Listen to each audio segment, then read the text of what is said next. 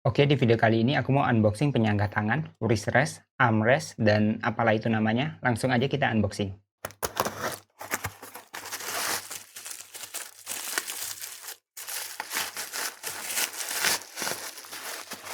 Dan ini produknya dari Lestari Studio. Aku beli dua ukuran 75% dan juga 65%. Warna hitam dan warna coklat seperti ini.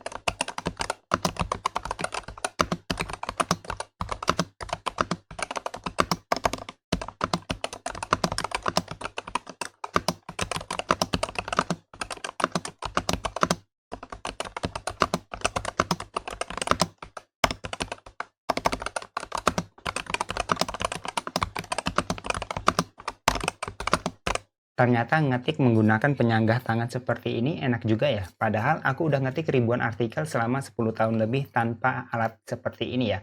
Dan baru pertama kali aku ngerasain ngetik seperti ini. Enak. Recommended banget untuk kamu kalau mau beli ini. Harganya cuma 50 ribuan, nggak sampai sih. Kayaknya di bawah 50 ribu harganya. Langsung aja check out di keranjang video ini kalau kamu mau.